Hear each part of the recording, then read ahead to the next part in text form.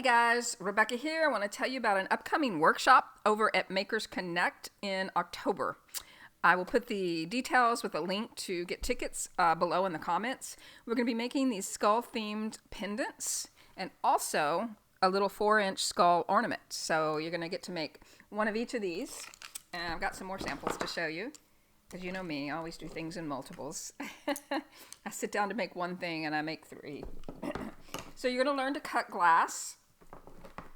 And we're going to be using Aves 2-part epoxy for the flowers. So you guys are going to add all these little flowers and beads and gems and things to the top. And while we're doing that and working with the Aves, we'll go ahead and also throw together quick little pendants. So this is going to be a lot of fun. You're going to use the wheeled nippers to learn how to cut this translucent stained glass.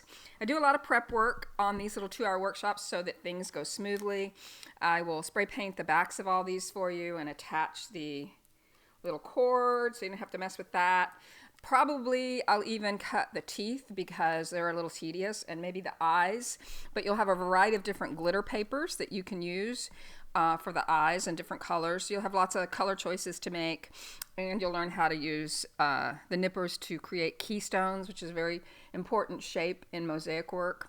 So anyway, join us at Makers Connect. Oh, and check out her schedule. Chris has got tons of stuff going on at Makers Connect all the time. She does glass workshops, clay metal workshops, fiber workshops. It's always something different over there. So check out her schedule and be sure and join us. Again, you'll go home with, and you'll go home with a grout kit also, because this is grouted, but you have to wait 24 to 48 hours to grout. So I have an instruction sheet with a YouTube link so you can see step by step how to grout this at home a day or 48 hours later once the glue dries.